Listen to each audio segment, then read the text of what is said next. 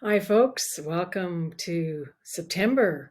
And apparently, it's now autumn, according to my granddaughter, who I took to violin lessons today. And behind me, I have flax, which is indicative of one of my favorite fall arrangements. We didn't grow flax this year, but I'm good at saving things.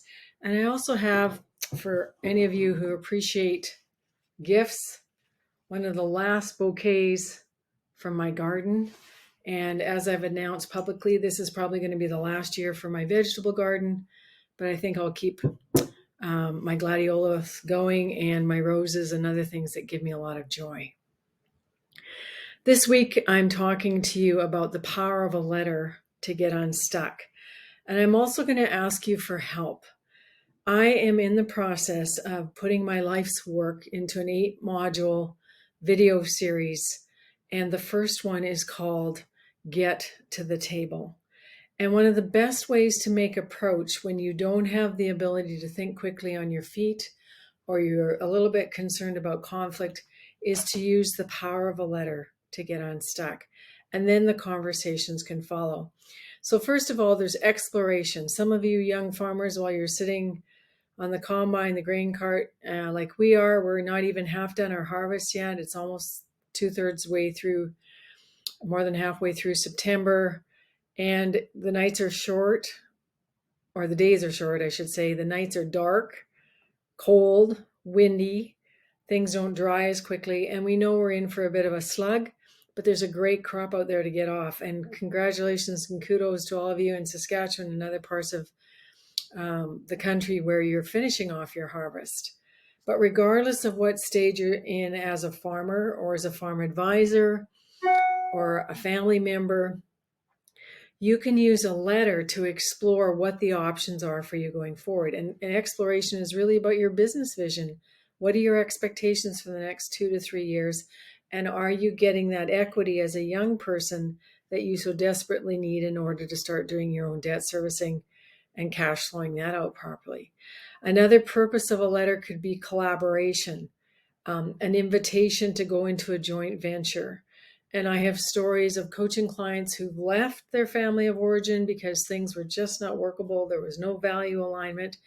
And I'd like a shout out to Kent Goulash, who's one of my coaches, who was on the FCC Values, Goals, and Vision presentation with Patty Duran this week.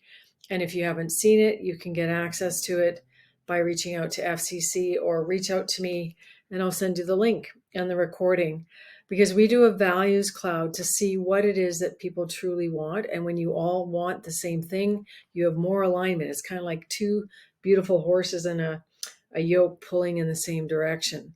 Another reason for writing a letter might be for explanation. If something went sideways, or I'm thinking of a widow in Alberta that I worked with where I had the family meeting. Dad got brain cancer, died very quickly. They had to rework the succession plan before he died. And then things weren't as the kids expected they would be, and they were all grieving. So you can also use a letter for explaining why you made certain decisions, or you can use it as a script to literally read off before you have a facilitated family meeting. Another thing that you can do with a letter is you can confront hard things. And when you can delete words and reread words, what I recommend that you do is you jot your ideas out just on a rough draft paper first.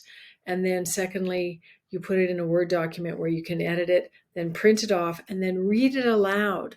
And I do this quite often when I'm writing my grain news articles, because when you read something, you get to see how the other person might receive it and what the flow of the letter might be. And lastly, you can also use your letter to affirm people and show appreciation. I got a beautiful letter in the mail today from Joe in Joe's Place in Moose Jaw, which is an amazing youth center that my husband and I support quite robustly because of the amazing things they do for the youth in Moose Jaw, Saskatchewan. And Joe first met us when he was a young teenager growing up in Boisvane on a farm. So you never know what a letter is going to do. And in the age of emails getting put in spam or junk boxes, or you're not being sure that your message has been received, putting something down, putting it in an envelope, delivering it is probably a really different approach, but one that's actually going to be powerful. So I wish you all a very good harvest. We'll circle back to you again in a couple of weeks. Remember, how you can help me is to send me a letter or an email about what you think is important for me to include in my video series on how to help people get to the table to have those transition conversations. See you next time and get some sleep. Bye.